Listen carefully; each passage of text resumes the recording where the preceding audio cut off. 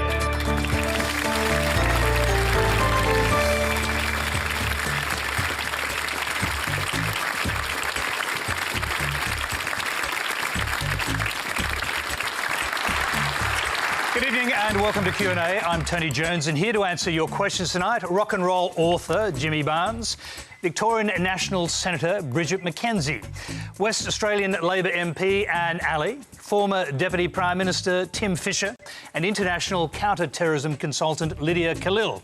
Please welcome our panel.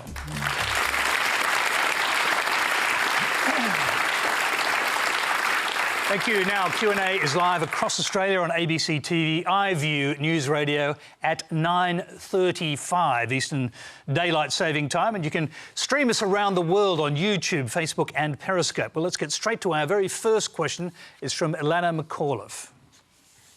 So tonight I'm asking, have the sexual assault allegations against Donald Trump been taken seriously enough? Do the panellists believe that the allegations made against Donald Trump should have been enough to hand Hillary Clinton the election? Lydia Khalil, we'll start with you. Yeah, those allegations were certainly disturbing. I remember when they came out, I was thinking, this is going to end the campaign, no doubt about it. And when it didn't, I was shocked. And now we're seeing not just about Trump's allegations, but Harvey Weinstein, that's all over the news. But the thing is, it's not just about politics, it's not just about show business, isn't it? This sexual harassment stuff is just everywhere. And it's about power, it's about entitlement, and about what that says about those men. Every woman I know has a story of something, every single one, and quite a few men actually do as well. So at least what these allegations are bringing up is people are starting to talk about it in a different way. The norms are different. But at the end of the day, it's about this kind of pervasiveness about power and entitlement. I mean, Trump came out as like clearly a misogynistic character, but Weinstein, you know, he endowed a chair in Gloria Steinem's name at Rutgers University. He supported Hillary Clinton's campaign. His wife is an accomplished woman himself. He created roles, you know, that showed women in a complex light, but that didn't stop him from being a creep. So clearly this is something that we have to deal with across the board with Trump, with figures like Weinstein and throughout our society. Lydia, specifically going to the question there, you've just seen Hillary Clinton on Four Corners and she talks about the infamous Access Hollywood video and the timing of what happened after that video came out and seemed to be about to swamp Trump's campaign. But immediately, WikiLeaks dumped 8,000 emails from John Podesta, who was Hillary Clinton's campaign manager. Now, Hillary Clinton's alleging the Russian fingerprints were all over that. You're a security expert. What do you think? Yeah, look, I agree wholeheartedly with her assessment about that. I think Russian fingerprints were all over that. I agree with her assessment about Assange and WikiLeaks. I think if they had any pretense to promoting, you know, transparency and openness, that was gone long ago with his association with the Russian government and intelligence. But at the same time, I can't get over the fact that she just simply ran a bad campaign, you know, and she ran a bad campaign in an anti-establishment mood. You know, yes, there was pervasive Russian influence that went well beyond any type of collusion accusations against Trump. This was like an insidious and pervasive Russian interference in the American election. That was clearly the case. But, you know, her campaign made strategic and tactical unforced errors along the way. She just couldn't get over the line, and that video shows it. So I think if she ran a good campaign, she could have done that. So it might be giving a little bit too much credit, I think, to Assange and WikiLeaks without her owning up to that responsibility of how she ran her campaign. And Ali? Thank you, Lana, for that question. I'd just like to ask everybody in the room here to please raise your hand if you've ever been sexually assaulted or sexually harassed. Okay. So that is not okay. That's not okay. And what else is not okay is it's not okay for people to say to someone like me, oh, Anne, it's because you're overly friendly and some men take it the wrong way. Like it's my fault that they're stupid. It's not okay for Donna Karan to come out and say that it's because of the way that women dress when they wear the clothes that she designs on the runway. It's not okay for Miranda Devine to say that it's because his political ideologies lean towards the left. It's not okay to keep making excuses for people. And I think that that's what happened with Donald Trump and the campaign. He came out and he said, oh, it was something I said 10 years ago, as if that's all it was, as if it was just words. And what it comes to is this pervasive culture, as Lydia said, about how we view women's bodies and how we view women and how we treat women and the power relations of men in power and women who are, in the case of Harvey Weinstein, for example, or in the case of Donald Trump. So I think this requires widespread cultural change. It's not just something that's happened in Australia. You know, I've been harassed in the boardroom, in the park, on the bus, in the street, in Australia, in Egypt, in Spain, in Italy, wherever I've been. So I think it's time we say enough is enough. And women are afraid to speak out when they're harassed. They're afraid to say something in case they're labelled the troublemaker or the loud one or the witch or the one who can't take it. We need to stop. Enough is enough. Let's hear from all the women on the panel. Bridget McKenzie.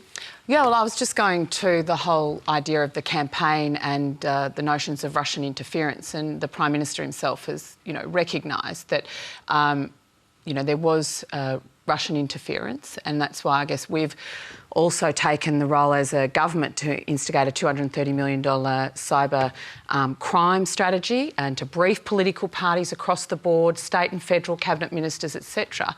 Because increasingly there are nation states across the world that are wanting to test the boundaries of where they can influence and how they can influence other nation states' electoral outcomes. I think it's a real challenge, particularly for liberal democracies who are free and open and want to ensure that everyone has access to information online, to ensure that our social media, the way our information is being shared, particularly in those sensitive periods during election, is actually not going to damage the integrity of the outcome. But I think also, in response to Lydia's comments, in terms of Hillary Clinton's campaign versus Donald Trump, I mean, when you looked at some of those states that the Democrats had in the bag and didn't bother visiting in that last week, where there was a lot of people that had felt marginalised over a long period of time, particularly the white working class, turned their backs on the Democrats and went running to Trump for a very good reason. I think we need to understand the anti-establishment move, but also how can we make sure that our globalised economies bring everyone along for the ride. Jimmy Barnes. Yeah, I think part of the issues with that election, for a start, was just the fact that, people, campaigning so negative, everything's so negative. There's not really. I think a lot of people who were, who lost interest in or lost hope in the whole government in America, and I think a lot of people just didn't turn up. Really, and luckily, in this country we have to vote, and that's a good thing.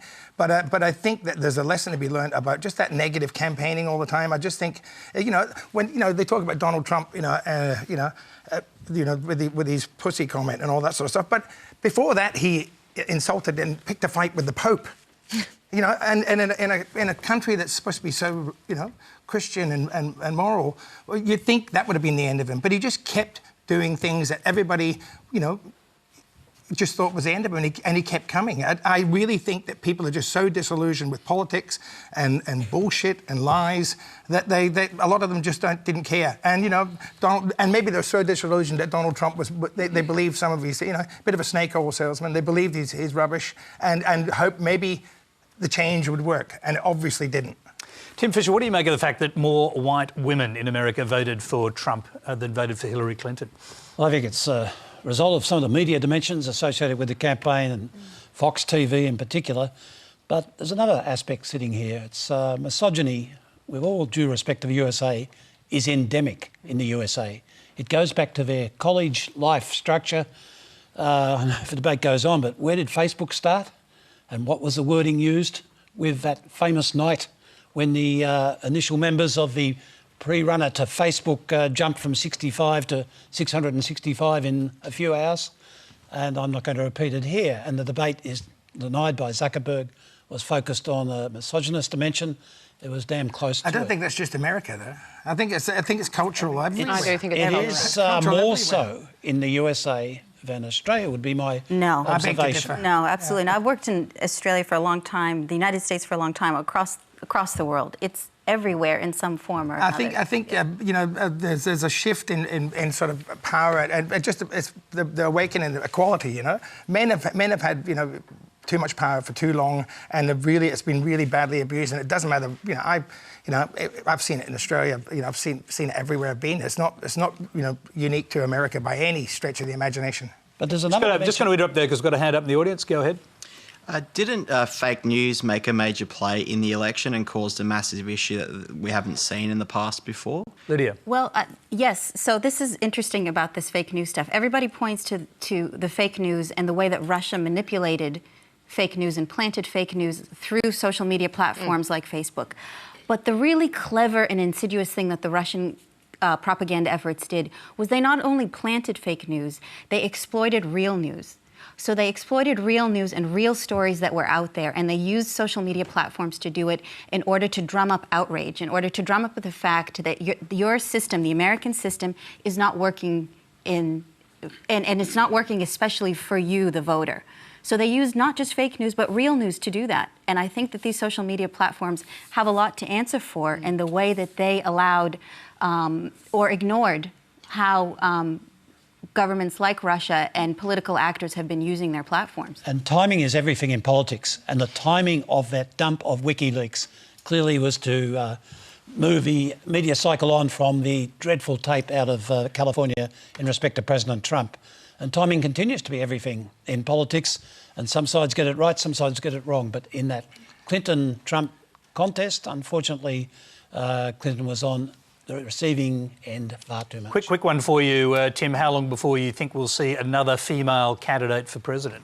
Well, I had a tip a few days ago, as a matter of fact, that Ambassador Caroline Kennedy, a lady with great gravitas, I happened to... Jack Kennedy's daughter. Meeting in Tokyo 2 years ago, is shaping up for a run at the US Senate. And then she has to make a very difficult decision. Does she become another Kennedy running for the White House? Well, we'll leave that question hanging in the air. Let's move along. The next question, completely different subject, comes from Diana Mellum. Thank you, Tony. References are typically made to John Howard's gun laws at the time of tragedy. And we saw gun laws become a topic for electioneering at the recent New South Wales by-elections. The government funded buybacks in 1996 and 2003 cost $700 million. However, research shows these have had no effect in reducing the number of firearms deaths.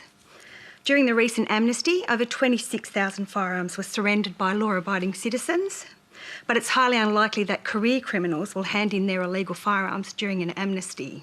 So what do panel members believe the federal and state governments can do to effectively address the issue of illegal firearms and their criminal use? Now, full disclosure, Diana, you are a lobbyist for guns and sporting organisations? I'm employed by Sporting Shooters Association of Australia, New South Wales branch. All right, fair enough. Tim Fischer.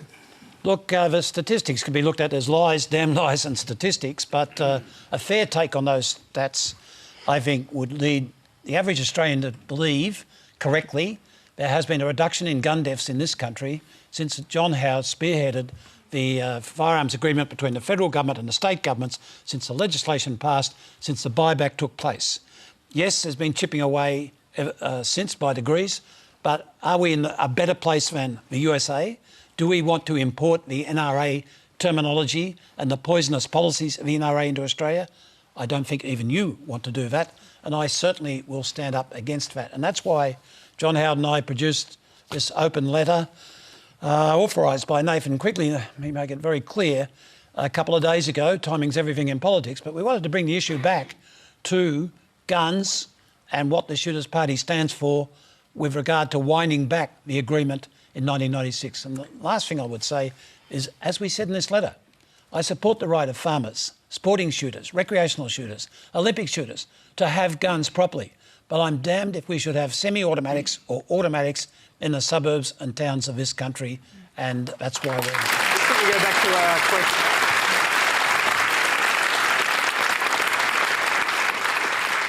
Diana, I'll go back to you. Are you actually trying to wind back the gun laws in Australia? The issue that we've got is the illegal firearms and career criminal use of those illegal firearms. So 90% of gun crime is committed with illegal firearms. Yes, but do you want to wind back the gun laws in Australia? I think we need to have a look at some of the bureaucratic over-regulation of law-abiding firearms owners that abide by the very strict gun laws that we have here in Australia. But criminals, by their very nature, don't abide by the law. So further restricting firearms laws is not going to get to the real issue of illegal firearms and the criminal use of those firearms to commit gun crime. But surely having more guns out there of any sort, you know, the illegal guns is something that's really difficult because obviously that, you know, there's a lot of handguns in this country and we pretend we don't have them, and they're out there because they're smuggled, or I don't know how they get in here. But to put more guns out in the street of any sort, you know, you hear about, you know, trying to legalise, you know, shotguns that shoot 8 shots in 6 seconds or something. It's just ridiculous. We have no predators that are going to jump up and kill you up here. You know, farmers don't need. Jimmy, I'm just going to throw to Bridget McKenzie. Come on, this is Come on, Bridget McKenzie would quite like to have that. Well, and I'd also like to declare that I am a member of SSAA myself, not a lobbyist, but a member of that association.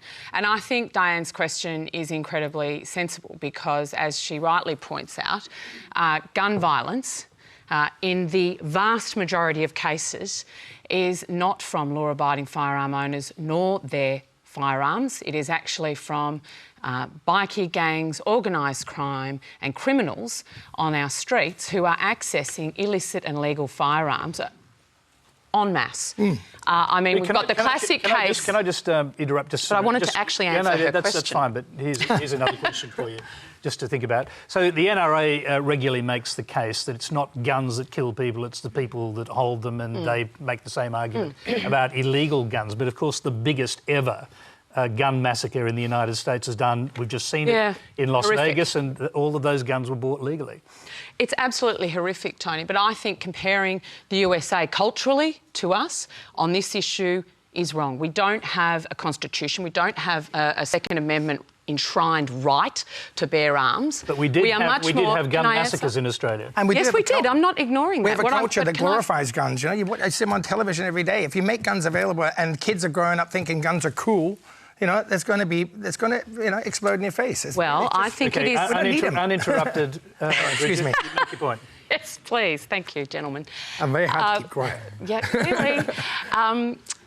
It's more apt, I think, to compare our culture and our institutions to, say, Canada, New Zealand. We've got same historical context where they don't have the same sort of mass shootings, etc. The way they licence and regulate their firearms is that they actually look at the person that's taking out and do extensive background checks, etc., and say, Tony, you want a firearm? We've assessed you. You're a fit and proper person.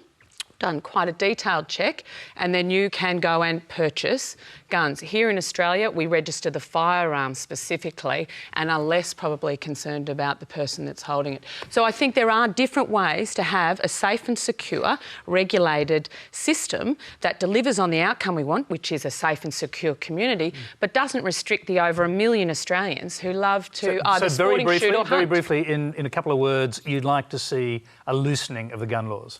I would like to see... I think the NFA has been in place for 20 years. It has the agreements of all state and territories. I do not want to see that tightened at all. It's incredibly strict. It's recognised as being strict across the world. Would you like to see it loosened? I would like to... Probably, as I said in the Senate inquiry into this issue a couple of years ago, I think the New Zealand and the Canadian system deliver the same safety and security for community and ensure probably a different style of regulation with the same outcome. OK, just quickly go back. Before I bring the other panellists in, I just want to quickly go back to Tim Fischer, because you've had a seminal role in this. And of course, the National Party's under fire in New South Wales from the Shooters Parties. We've just seen massive swings against National Party. Technically, versus the Orange by-election, Charles Cutler's old seat, we've had a big improvement on Saturday. Yes, but what were the swings, Tim? I won't bore you with those, except to say there were big swings. I'm not, but in a by-election against government, it's always going to be tough. And the two seats, Murray was held by Austin Evans, Cootamundra was held by Steph Cook, and we build for the state elections from that base. But we learnt lessons. I think the Nationals in New South Wales have learnt those lessons. But is one of the lessons that as Bridget McKenzie is saying, gun laws are too strict here? No. I didn't, Tony, with respect, don't verbal, I didn't say they were too strict. Well, I said there are other ways. There are other ways to regulate it. You didn't say you didn't want them looser. No, I'm happy if the NFA and the state regulation stays the same, but right now in Victoria, we've got a review undergoing. There's changes let's see what Tim says about what you just suggested. Okay, how about changing the laws? You walk away from harmonisation of the laws very, very carefully because we got to that harmonised stage after the 1996 Port Arthur, and whilst I agree fully with Bridget on such campaigns as to get John Monash promoted. We do not necessarily agree with every aspect, but we both own guns and we accept there is a proper role for guns, how you best administer them. Let's keep working at it to get it better. I've got another question on this. I'm going to go to that question, Andrew Kirsch, and then I'll bring in the other panellists. Andrew. Tim Fischer, you were part of doing a great job to reduce guns after Port Arthur. And those laws have worked quite clearly. Why do we still have an increase of 65,000 guns in New South Wales in the last year? And shouldn't we be changing the law to stop people from stockpiling guns? The volume of guns held, 285 by one person in Mossman, for argument's sake, is curious. And that's why I think there's got to be continued dialogue. Well, Marx to Malcolm Turnbull, he actually had a coag that worked a few days ago, not that you read much about it, and there was unanimity on another matter we'll come to. But perhaps at the highest level, there must be some examination of these aspects. But the short answer is another little figure that I regret to have to tell you. There is zero tariff on the import of guns from the United States to Australia. There is zero tariffs on the ammunition that flows with those legal imports of guns. Poor old Mexico, 2/3 of their crimes are driven by guns out of the USA. The NRA has much to answer for beyond its borders, and I'm going to call them out every time I have an opportunity to do so. OK, let's hear from other panellists. Anne. I think it's... I agree with you, Bridget, that our culture in Australia is very different around guns than it is in the US. But a large part of that is because of our gun laws, is because for the last few decades, countless lives have been saved because of the gun laws that we have here that are the envy of many other societies. And I also pay due credit to Tim and to John Howard when they introduced those gun laws in response to that terrible, terrible tragedy in Tasmania. And I think we've always had a bipartisan approach to public safety and keeping the public safe. We do have a bill at the moment around the trafficking of gun laws that passed the lower house and then passed the Senate. We support... you're happy to support mandatory sentencing for people smugglers, but you're not happy to support mandatory sentencing for gun smugglers. Because mandatory sentencing doesn't work. And all the experts and all the judiciary will tell you that mandatory sentencing doesn't work. What we did support with that bill, however, is an increased maximum sentence for gun smugglers of life imprisonment. This bill, we've been waiting 7 months for the bill to come down. Instead of stalling with it, one of the things that we can do now in response to the questions from the audience here is to pass that bill as soon as possible to have a deterrent for people who are going to smuggle and trade in illegal guns. I'm going to give the last word to Lydia. You've lived in both countries. In fact, you've worked with the US police. So what's your view? So I grew up in the United States, spent a lot of time living there, and I grew up on this constant drip of a news cycle about gun violence in America. It's not just the big massacres that we hear about internationally or in Australia.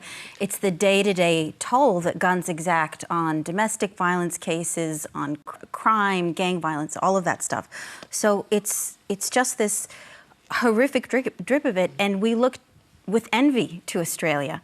People really do. I mean, the majority of the American people want comprehensive gun safety laws enacted, and Congress has abjectly failed about it, because I agree wholeheartedly with Tim on this one. The NRA does have a lot to answer for. It is a lobby with incredibly deep pockets that, you know, Congress just can't get its claws off of it. And I think at the moment in the United States, we say, well, whatever one big massacre happens, well, this surely must be the one to do it. But I think Sandy Hook really said it. When American lawmakers decided that the right to own a gun is more important than a child of 6 or 7 years old's right to life because a gunman went into a school and shot 20 people, that was it. That was over. The moral argument, they just was completely lost it. So guard what you have very jealously in Australia. It really is the envy of the world, and major credit to Tim and John Howard for doing this. And so just be very careful when people start to have this debate and start to unravel. You pull one thread and you don't know where it all can unravel. OK, we've got a lot to get through. I'm sorry you had your hand up, but we'll have to move on. If you're a senior high school student with something to say, listen closely now. This is our final call-out for the Q&A High School Special, live from Sydney on Monday, the 6th of November. Have you got what it takes to join the Q&A panel and debate the big issues with senior politicians? If you think so, there's just 24 hours left to send us your 1-minute video, as hundreds of people have, for an audition. And you can find the details on how to do that on our website, but hurry, it's deadline time. Our next question, very different subject, from Sam Neal. Oh, that's why he's here. This is for Jimmy. Hello, mate. How are you, Sam? Hello, Jimmy. Look, I've known you for many years as a friend, but that didn't prepare me at all for the first volume of your memoirs, which completely blindsided me, and I was more shocked and disturbed than I could possibly express. So I think I'm pretty braced, you know, for volume 2, but I'm up for a white-knuckling ride. But what I wanted you to talk about is because I think that book is as much about courage as anything, and about courage of surviving that childhood, and courage about writing about it at all. Could you talk about that a little? Yeah, but if anybody hasn't read the book, the first book, it was basically I grew up in a very abusive sort of family with lots of violence, surrounded by domestic violence and alcoholism and promiscuity, and it was a pretty horrible childhood. And I wrote about it not to sort of bitch and sort of complain about what I'd been through, but to sort of, as I was trying to deal with it, that sort of life and being surrounded in that sort of family had a profound effect on me. The second book I've written is basically the impact that those conditions had on me as an adult, and they've had some.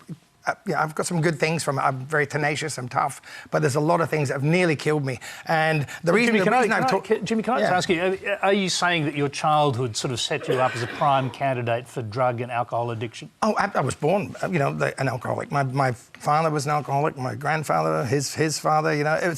It's been backhanded down from child to child. When you grow up in surrounded with violence and abuse, it affects you for your whole life. And one of the reasons I wanted to talk about all this stuff was because there's a lot of kids and a lot of people out there who are still living in the same sort of poverty and the same sort of conditions, the same sort of violence as I was as a child, and that affected me. I had everything. I'm a rock and roll singer, traveling the world, flying first class, and had everything at my feet, and it still nearly destroyed me and everybody I came in contact with. Yeah. And so you have to think about the conditions that we put families through now. Once again, it comes back to the whole thing about male entitlement, violence, about all that stuff.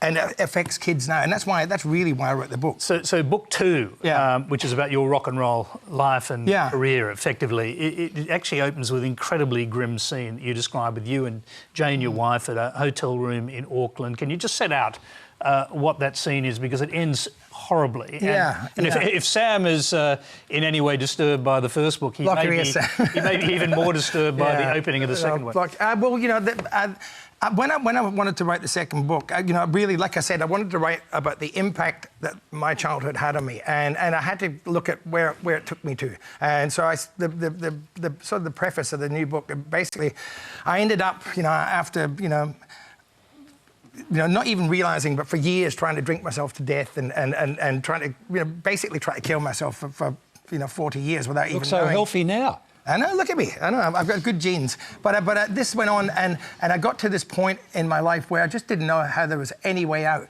And you know, every day I was medicating, I was drinking more, medicating with drugs and, you know, prescription and non-prescription.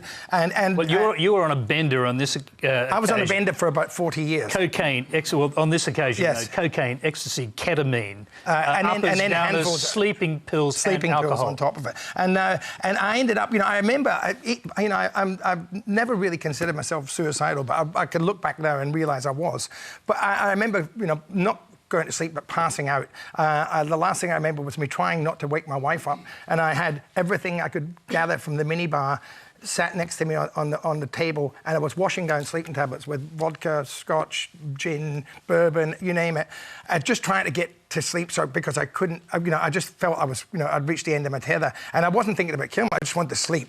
And I went to sleep, and I woke up. The next day, I remember waking up, and I could hear Jane in the next room, and I walked out, and Jane is always, you know, tries to be really positive. And she said, "Oh, let's go out and have a walk and start fresh and start again." And I said, "Yeah, okay." And I walked into the room where my suitcase was, and I was just getting my pants on, and suddenly I seen, you know, a dressing gown cord tied around, you know, a rail in this dressing room, and I hadn't remembered doing it. It was like watching a black and white movie. It was just sort of scratchy, and it came back to me. I remember getting out of bed and going in and thinking, maybe it's easier to die. And I lay with this rope around my neck, trying to die, and it's not that easy to die. And I don't know why I stopped. But I mean, we know what happened to Michael Hutchins. Well, yeah.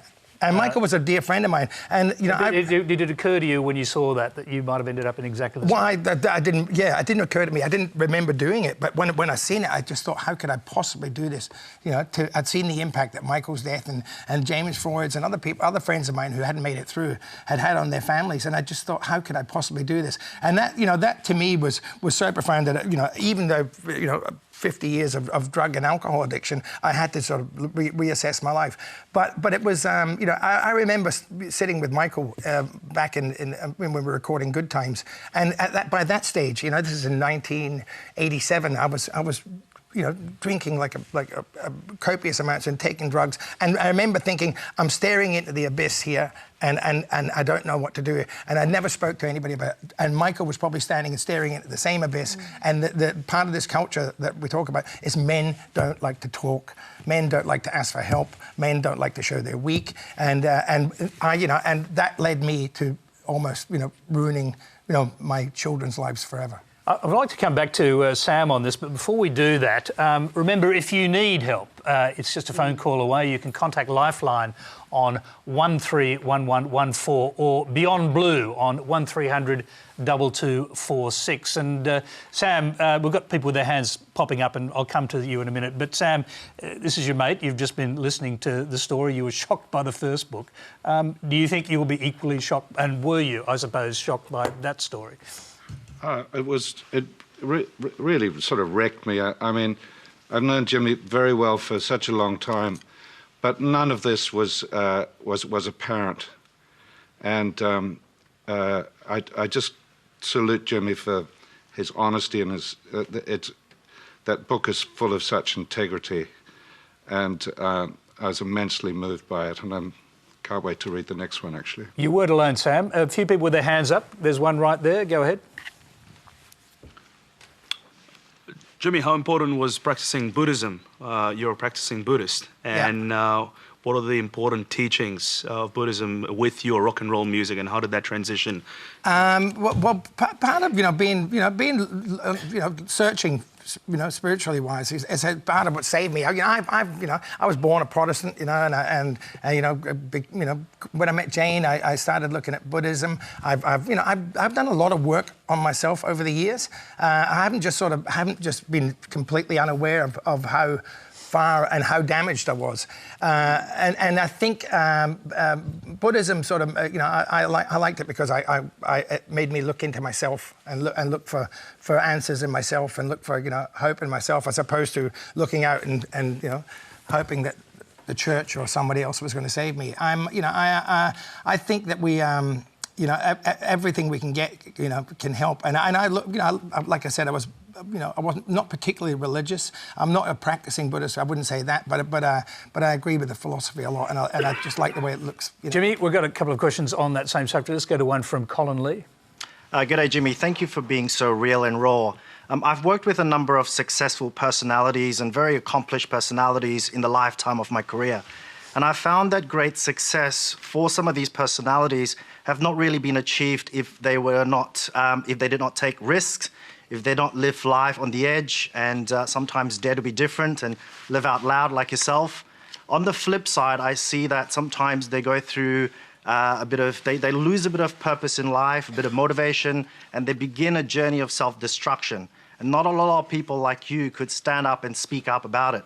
So I open up the question to the rest of the panelists as well, but how did you recognize when you crossed the line of self-destruction and starting to lose that purpose in life, and how did you ask for help? Like I said, it took me a long time. I knew, from the time I was, from 8 years old, I remember, running away from home and sitting on the end of a jetty, because there was too much going on at home that I couldn't deal with, and I'd sit on the end of the jetty and think maybe it'd be easier to swim out. And so from 8 years old, I've known that I was struggling to cope with life. As I got older, I managed to forget it by drinking or by taking drugs or by playing rock and roll music or anything. As long as I was running away from everything, I was okay. Eventually, obviously, you can't run from everything. And eventually, I had to stop and turn and face stuff. And when I did, it was even more daunting, and it scared me more. And it was a culmination of all the things. I have a really loving family. I have good friends. I had, I went and looked for help. And, 5 years ago, probably just before this incident in New Zealand, I started seeing a therapist regularly. I used to go once, twice a week, and I think if he had his way, I would have been going every day. But it was, for me, that was a huge step for me, and because I always thought that if you go and ask for help, I was like a bit of a bloke. You ask for help, it's a sign of weakness. I can look back now and look at the day when I started asking and seriously asking for help and trying to get help was probably the first day where I showed any courage. I'm going to just throw around the panel. Anne is agreeing there. Obviously. Yeah, absolutely. We often look at asking for help as a weakness, as you said, Jimmy, but actually recognising your own vulnerabilities is really a strength. And I think also recognising when you need help is also a strength. And there have been days in my life where I've felt like I've lived 10 lifetimes. And I've just thought, and for so much of my life, I just thought, well, that's what you do when you're a busy person. That's what an independent, accomplished woman feels. That's how it feels to be a success. To be a success, you have to feel this way. And I've contemplated times getting on a plane and just never coming back. And I've thought about what would it be like if Anne just disappeared? What would it be like to just go away and not have to deal with all the stuff that you have to deal with? I've lived through domestic violence in my lifetime as well. And when you go through that, there's a little part of you that stays broken. And you can become a rock star, or you could become a politician, preferably a rock star. But it never leaves you. It never ever leaves you. There's always that little bit of broken that you carry with you all your life. But really recognising it, like you said, Jimmy, recognising when you need help and admitting that you're vulnerable is really a point of strength, and recognising that it is a strength and it's okay to ask for help.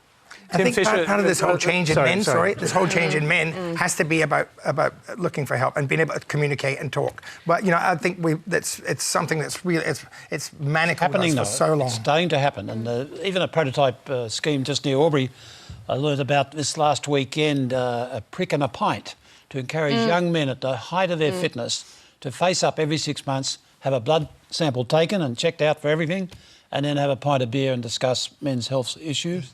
Is just another good step to encourage men and women to look after themselves. And I must confess, over the years I've been to the Kingdom of Bhutan many times, Tony Jones. And why? Because there is a deep Buddhist faith which has a lot to teach every other faith in the world about mental balance, about getting yourself on the right plane moving forward. Tim, do you think Australian men find this particularly difficult? Look, I think the Army, to take one example, is, for me, you could not in that era admit to anything because you had to be up there as a young platoon commander, transport officer, and that spills a little bit. If you're in Deloitte's accounting firm, letting your guard down in your first couple of years there as a graduate entry. So I think that is beginning to change, and full marks to Beyond Blue and others. Yeah. And let's encourage everyone, men and women, to step up and lay it out more often than Tony, can I just say one other thing? I think that the change that sort of, not just people, like the change in men that has to happen is not something that you can pick up and say, 17-year, go to a camp and learn about how to be a man. It has to start when you're a baby. It starts. It's really a systemic. It's you know, born and bred into you. It has to start as children. We have to change what men are supposed to be and how they're supposed to act and how they're supposed to think, because it's killing us and it's certainly killing our partners. I want you to come in, but you just said killing your partners, and Jane is here. Yeah. And I just want you. I'd just like you to reflect on this, because when I read your second book. Not to mention the first one, I thought what an extraordinary thing that Jane had gone through with you, to have witnessed all of these things, to have been with you and stayed with you is pretty phenomenal. Well, Jane's an amazing woman, but you know, Jane's often said to me that, you know, love isn't just about sort of falling and being in love, and you know, that's, you know, love is hard work, and love is, you know, and Jane loves me, and you know, the reason we've sort of managed to get through all this is because we love each other, despite everything that I could do wrong and that I've you know, and so it's you know, I feel like I'm blessed. You know? I love Jane now. She's an incredible girl. Bridget. Yeah, I just wanted to back up, Jimmy, exactly what you're saying about the change, the cultural change we need to see for men in this country. We are hard workers, we're physical. You know, you look at our history, we all came from other places and made our fortunes in this hard, dry environment. Our sporting culture, hypermasculinity in both our codes of football, which is my area of study. And I think my generation of mothers, in particular, have a really powerful role for our sons to ensure that they grow up not just be able to speak about their feelings and be good human beings that way and ask for help, but also the earlier questions around sexism, how they treat women, what women are for, I think is our responsibility as parents and community. I mean, there's so many young people growing up right now in our communities who don't have strong male or necessarily female role models in their families. So I think each and every one of us has to take responsibility for the children in our sphere. Just to touch on to your next week's show, you know, the whole debate about same-sex marriage and about, you know, everybody says, oh, you know, if you've got, you know, a good mother and a good father, children are going to have a great chance. If you have people that love you, if you have people that care about you and people that teach you good values, you're going to have a good chance. That's the subject of the whole debate next week. So we'll move on to our next question about another male role model. Here's questions from Peter Dorian. Thanks, Tony. For almost a decade now, we've all endured the almost constant speculation of the leadership of both major political parties whilst in government. including another helpful contribution from Tony Abbott on Sydney Radio this morning. So my question to Bridget and to Anne is, to help put an end to this, would you both be prepared to sign a pledge to never again support a challenge to a sitting Prime Minister? Yes. I'm very happy to sign that pledge because as a National Party senator, Yes. I'm never part of those decisions.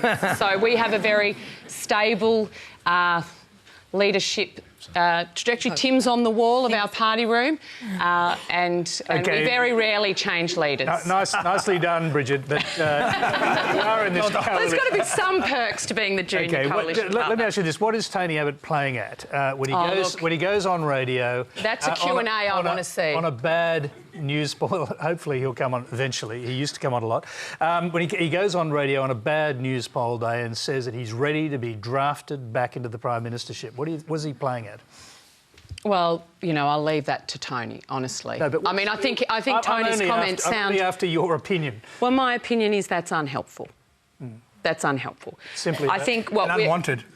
Well, I think we've been able to deliver a lot of things. We had Mental Health Week last week. We had a Headspace Day. We did a lot of great announcements around health policy. We're looking at working with the state governments to ensure energy security and reliability going forward. That's what we want to be talking about because you know what, people... Can I tell you, Tony, when I go to regional Australia, they're not talking about Tony Abbott. They're talking about how much their power prices are. They're talking about... So is Tony Abbott. But they're also talking about how... Well, I'm just saying he's not a topic of conversation in the town halls I visit. I think they're talking about what their Prime Minister's not doing for them too. I think we need leaders that are going to actually lead and have principles and stick to them, and and we don't have that. Okay, Jimmy, I'm going to throw to the rest of the panel because we want to hear. And you were asked for the question. Labor Party's got a slightly different scenario with leadership. Thanks, Peter, for that question. I think the Labor Party have learned their lesson. As you would know, I'm fairly new to politics and new to all of this, and I certainly agree with Jimmy that we need some inspiration in terms of leadership. We need to be able to look at leaders who inspire and who unite.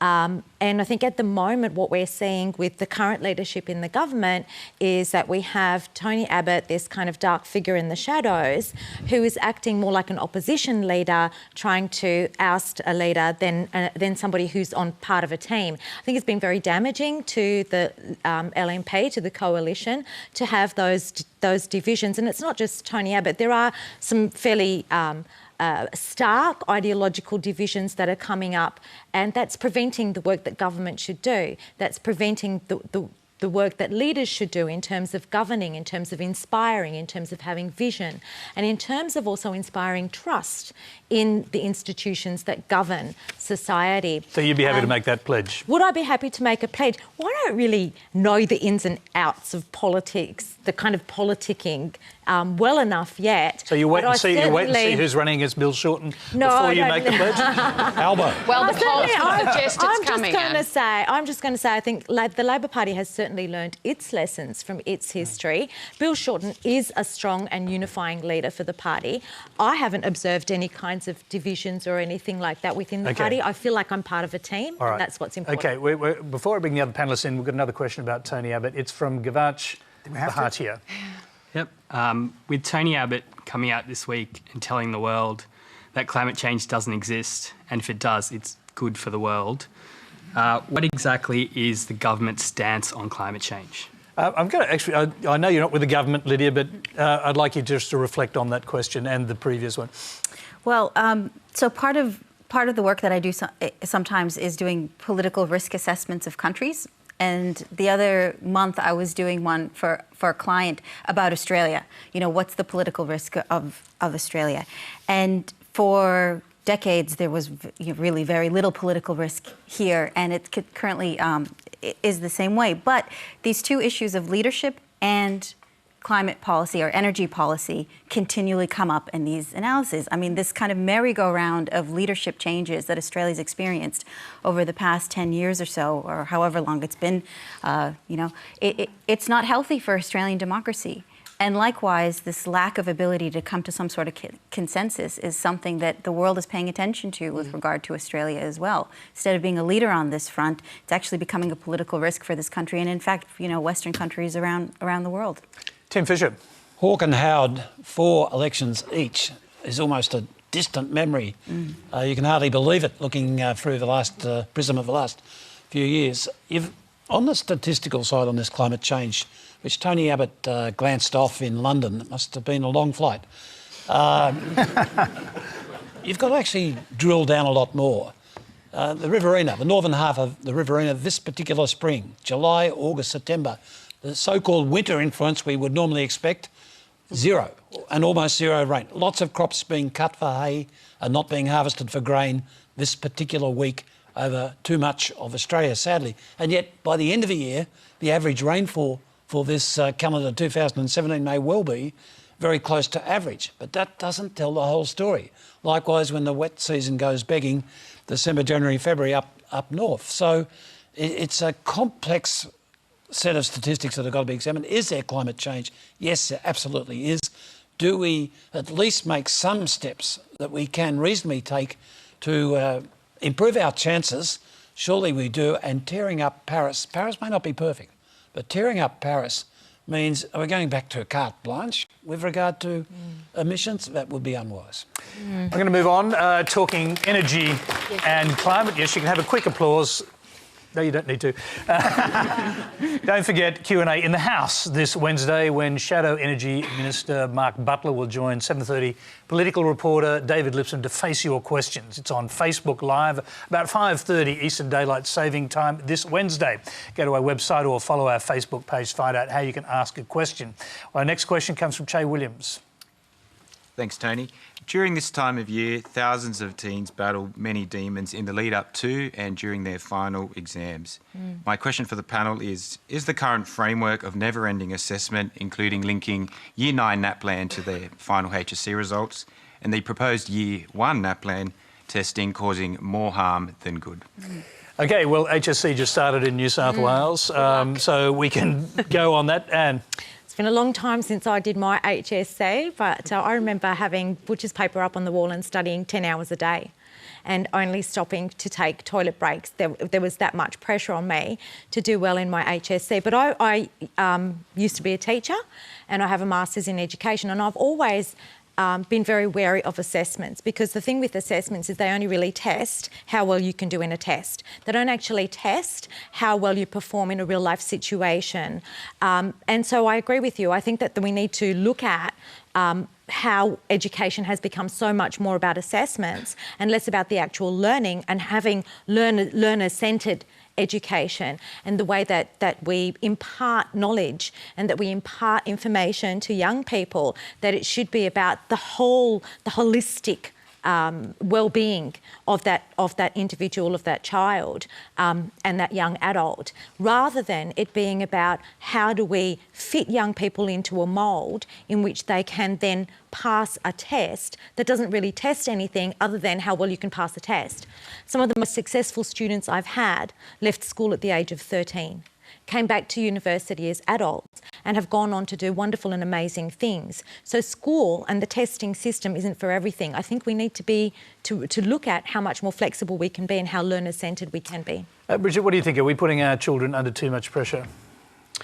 Well, I agree with Anne. You know, VCE, HSC has always been an incredibly stressful time because then you head out into the big wide world and you have even more stressful times. You might be studying to become a doctor where you're going to have people's lives in your hands. That's stressful.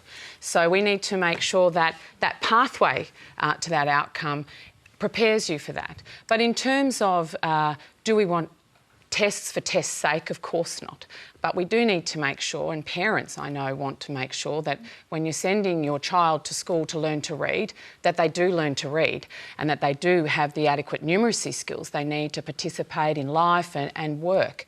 And that's probably, yes, you have to have a student-centred learning curriculum, and our teachers do every day in their classrooms try and deliver that kind of program.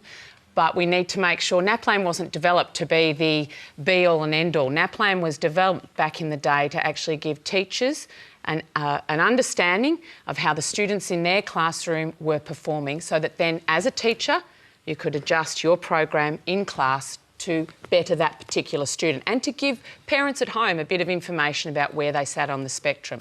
I think that's appropriate. I think we have to always guard against stressing out students, but we also don't need to make them afraid of actually checking out how they're going in their learning.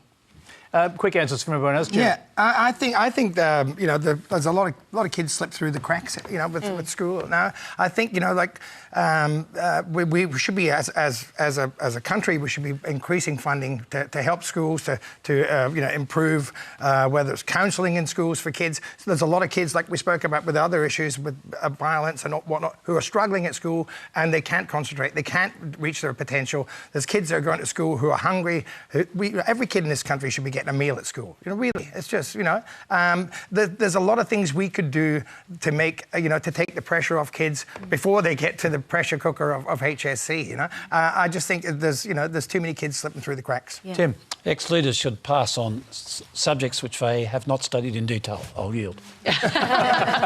Lydia. Well, I'm just coming at this from slightly personal experience. I have a 5-year-old and a 2-year-old, and the 5-year-old's going into prep next year.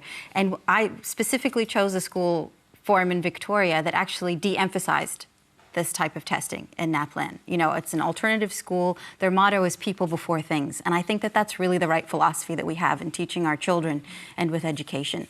People before things, people before assessment and stress. I mean, testing in year 1 it's a bit much. I don't know if it actually assesses that individual child. It just kind of gives this holistic picture of the school. So, I mean, as a parent of a child that's just entering into the school system, that's what I'm constantly thinking about as well. And what good does this testing do, and what values that the school is imparting, much more so than how the kids can learn on a test. Okay, I'm sorry to those people who've got their hands up who want to get involved in this. There's time for only one last question. It's for Jimmy, naturally enough. It's from Greg Woodward.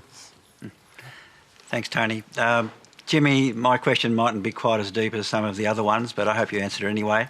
You've had a long and fantastic career. You are having still a fantastic career. People like your new music as well as your older stuff. But I'm just wondering, at these concerts that you give, when the people want to hear the older stuff, how do you keep it fresh, even though you've performed the same song hundreds, maybe thousands of times? Dorothy Dixer. Well, it's something you work on, but it's also I'm pretty lucky. I mean, to get asked, you know, by audiences to sing Kaysan, you know, every night, or Flame Trees, like I spoke about in the last book. I've sang Flame Trees every night for about 30 odd years, and the song still moves me. It still makes me, you know, it still affects me emotionally. So I'm lucky that I grew up singing, you know, Don Walker songs and Cold Chisel. There were songs that still resonate with me and they resonate with people. And you have to get up there and play the songs every night like you're playing them for the first time, you know. And sometimes that means they skate on thin ice, and it might get a bit. I think it makes them exciting, but you have to just sort of you have to sing with your you know, put your heart in your sleeve and pour it out there. And when you do, it connects with people. So, you know, being on stage is not really about. It's not really about sort of being up there and working and people being entertained. It's a mix that you feed off the energy of an audience, and they drive you. Really, so it's, you know, a lot of it's to do with the audience. And, Jimmy, I'm just going to ask you one last question. Yeah. It's because your prologue starts with you, what appears to be sort of existential angst and torment. Yes. Waiting to go on stage. Yes. I'm wondering if you actually enjoyed this experience. That story was so grim. Yeah, I know. I get so nervous. I get so nervous, and basically, I have a unique warm up, which is I won't sort of freak you out with now. But, thank God. But it's. I like to scream and pace around, and basically I just try to distract myself from anything that's gone on in the day, or anything I've read in the papers, or anything that, you know, Tony Abbott said. What I do before question time. It's difficult sometimes. The question time routine. It's That question time prep routine. I get out there and I pace around the back room and I scream and I try to clear my head, so that when I get out there, it's like sort of, you know, getting ready for meditation. And then like I said, it's all about connecting with an audience. So I just sort of clear my head so that I can do that. Normally you don't prepare by answering a question on a live TV show. No, it's but true. that's what you're doing now. No, thank you that's very much. all we This have is the time for warm-up. tonight. Please thank our panel, Jimmy Barnes, Bridget McKenzie, Anne Ali, Tim Fischer and Lydia Khalil. Jimmy, that's your cue. Now, remember, you can continue the discussion on Q&A Extra with Tracy Holmes and lawyer and policy advisor Yusra Metwali. They're taking comments on ABC News Radio and Facebook Live just as soon as we finish. Next week, we'll focus on the same-sex marriage debate with actress, author and marriage equality advocate Magda Zubanski. Anglican Archbishop Glenn Davies, whose church donated $1 million to the No campaign. Yes voting Catholic intellectual father Frank Brennan, and No campaign spokesperson Karina Ocatel. And we'll end tonight with Jimmy Barnes performing Working Class Man, perhaps his most famous song and definitely the title of his new book. Until next week's Q&A, good night.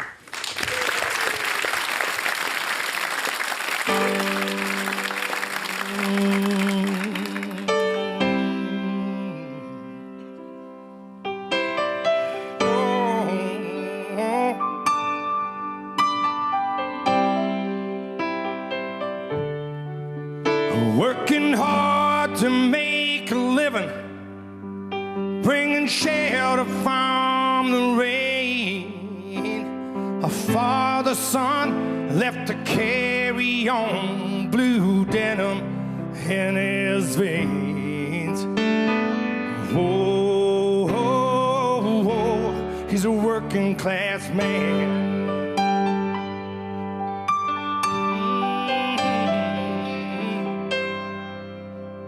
Well, he's a steel town disciple. He's a legend of his kind, running like a cyclone across a wide Australian sky. Oh, oh, oh, he's a working class man. Oh, he's a working class man, and he believes in God never. He gets out when he can, and he did his time in Vietnam, still mad on Uncle Sam. He's just a simple man with a heart of gold in a complicated land. Oh, yes, he's a working class man.